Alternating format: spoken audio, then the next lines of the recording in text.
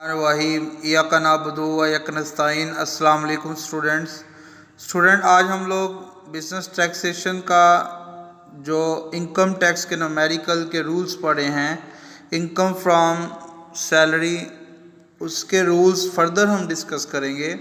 आज का हमारे रूल्स का जो टॉपिक है वो है बहुत ही अहम, most important topic is called provident fund.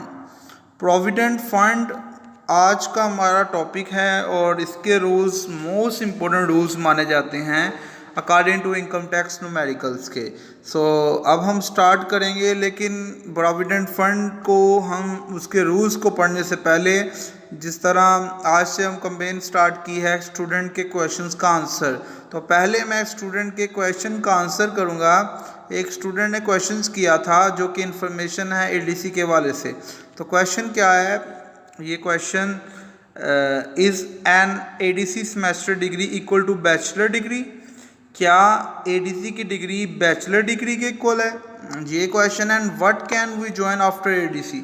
और फिर ये महविश एजाज नाम की स्टूडेंट है, इन्होंने क्वेश्चंस किया था कि क्या एडीसी की डिग्री बैचलर की डिग्री इक्वल है और हम एडीसी करके फिर क्या कर सकते हैं।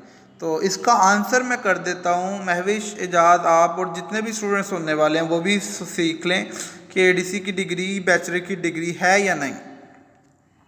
No, ADC is not fully equal to bachelor degree. ADC की डिग्री बैचलर की डिग्री नहीं है। बैचलर, आपको पता है माजी में जो बैचलर 14 ईयर का होता था, अब पाकिस्तान में जो बैचलर है वो 16 ईयर ऑफ एजुकेशन को कहते हैं। तो आप जब 12th क्लास के बाद एडीसी करते हैं तो वो 2 ईयर का आप सेमेस्टर प्रोग्राम कर रहे हैं। अब इसको अंडर ग्रेजुएट डिग्री कहते हैं। क्या कहते हैं? Under graduate.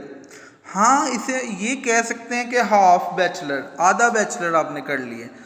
Equivalent to first 2 year of bachelor program. तो ये किसके इक्वल होता है? बैचलर प्रोग्राम, क्योंकि 4 साल डिग्री को कहते हैं पाकिस्तान में।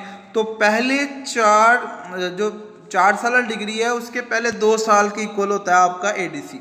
तो पहला जो आपका क्वेश्चन था कि एडीसी बैचलर डिग्री है, तो ऐसा बिल्कुल नहीं है। इसको अंडर ग्रेजुएट डिग्री कहते हैं। ये ग्रेजुएशन की डिग्री, यहाँ बैचलर की डिग्री नहीं है। तो ये 2 ईयर प्रोग्राम है, हाफ बैचलर कह सकते हैं। अब दूसरा आपका जो क्वेश्चन का पार्ट था कि आफ्टर कंप्लीटिंग एडीसी, एडीसी करने के बाद आप क्या कर सकते हैं, मतलब हम क्या करें, मतलब कौन सी सेमेस्टर पढ़ें, क्योंकि हमने बैचलर पूरा करना है। You have two main option, आपके पास ऑप्शन है, you can join the 5th semester of BS commerce और BBA honours.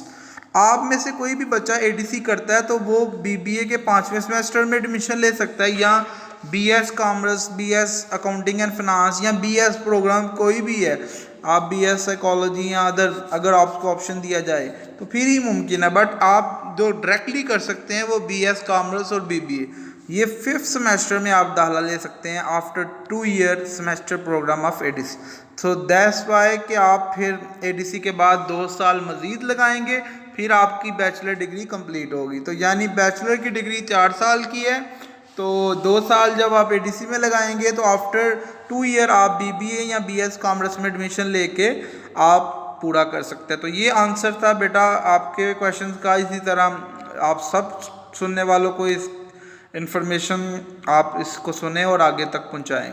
Now we are talking about our today topic, that is the provident fund, the most important topic. तो अब topic की तरफ आ जाएं स्टूडेंट्स।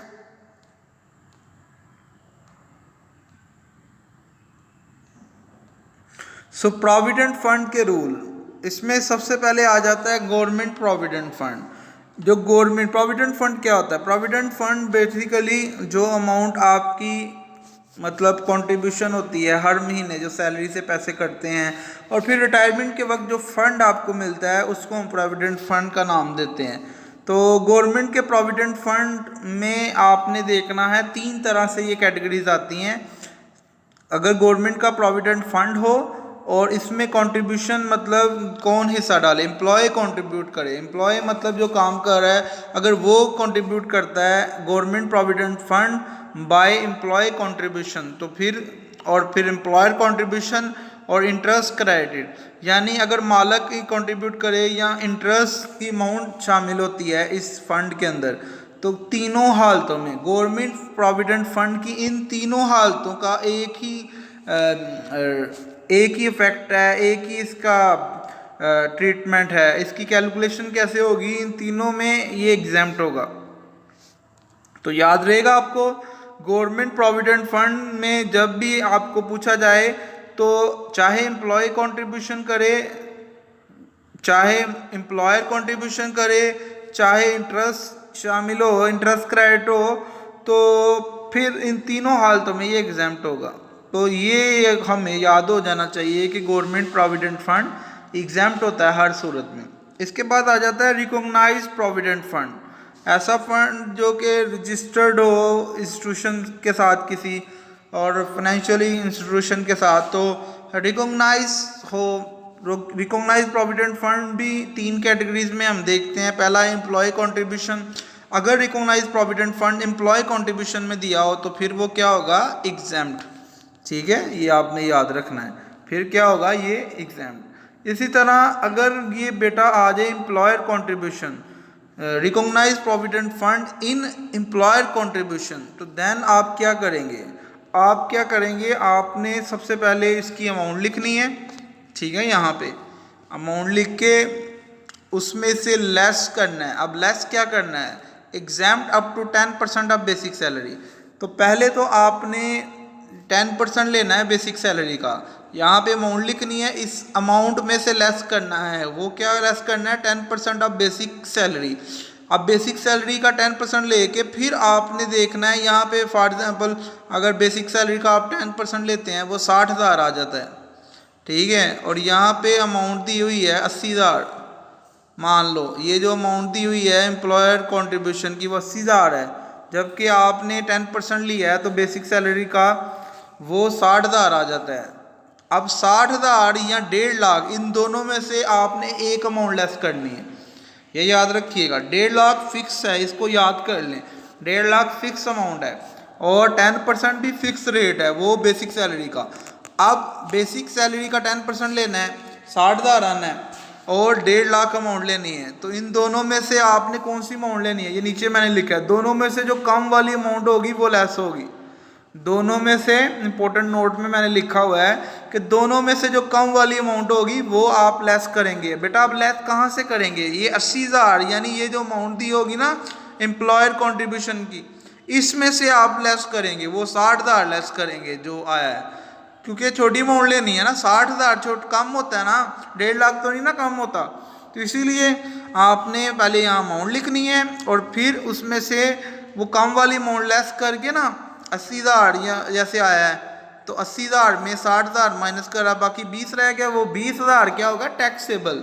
ये भी सुन लें, ये जो वर्किंग करनी है ना आपने अमाउंट की, ये इनर वाले कॉलम में करनी है। जो एग्जाम्प्ट वाला कॉलम नहीं होता, ऐसे जो 2 कॉलम बने होते हैं, तो आपने इस कॉलम पे 80,000 लिख के 60,000 लेस करना है, तो टैक्सेबल, बाकी जो 20,000 होगा वो टैक्सेबल वाले कॉलम में लिख देना।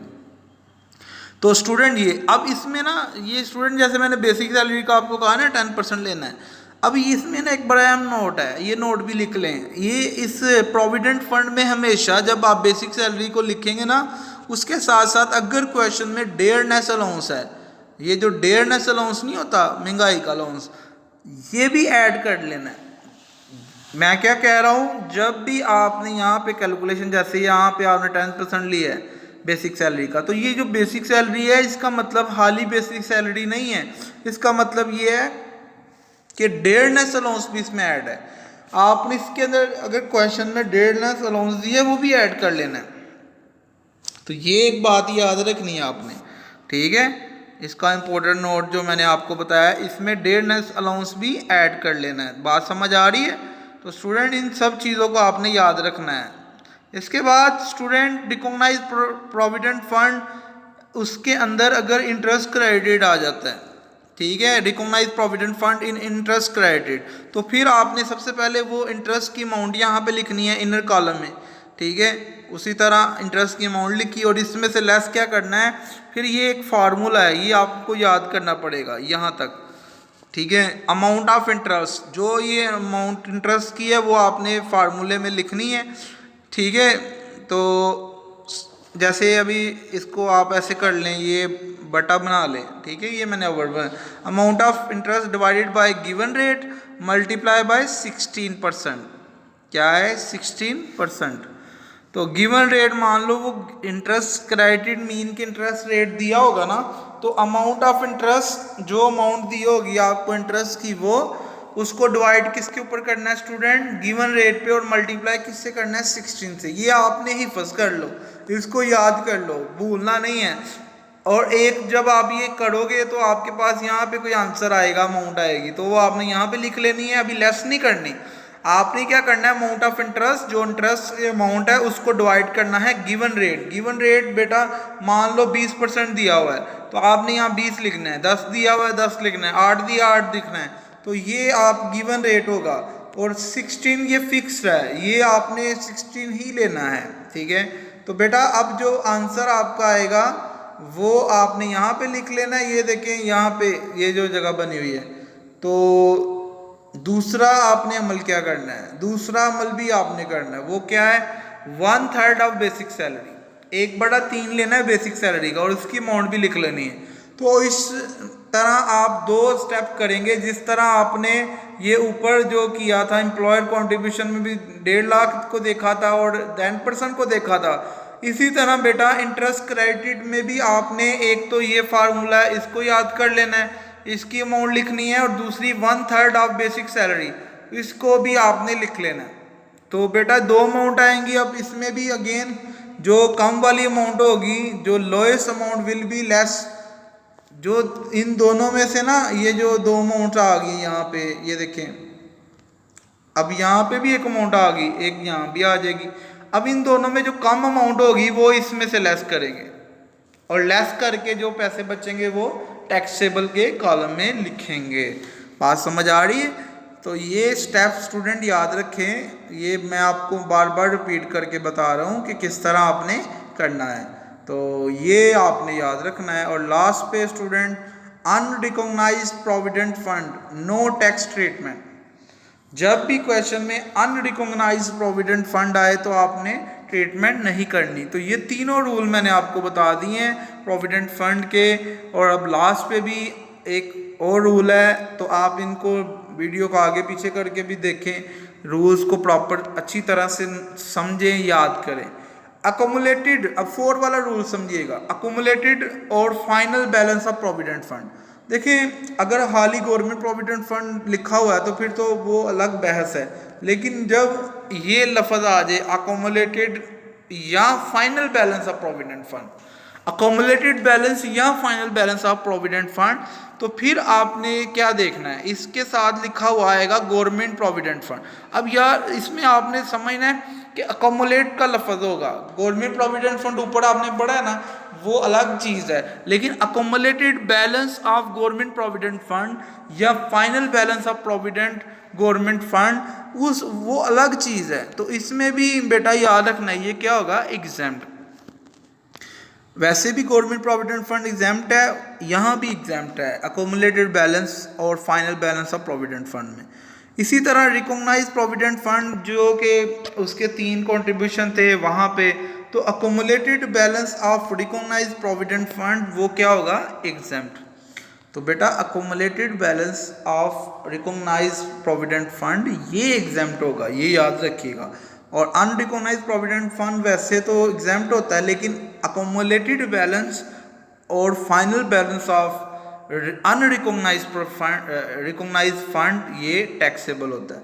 तो स्टूडेंट ये याद रखिएगा, ये जो सब बातें आपको बताई गई हैं, ये जो रूल्स आपको बताए गए हैं, इनको अच्छी तरह से नोट डाउन करें, याद करें।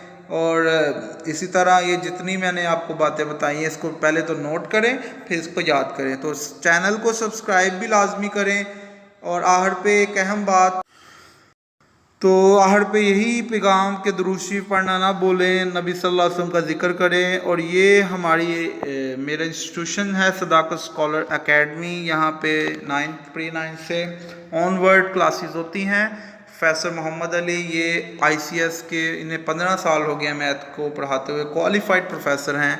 इसी तरह ये IT के स्पेशलिस्ट प्रोफेसर हैं प्रोफेसर मुदस्सर, और यहाँ ICS मैथ की और FSC मैथ की स्पेशलाइज्ड क्लासेस भी हैं, और ICOM के अकाउंटिंग की मैं खुद यहाँ टीच करता हूँ।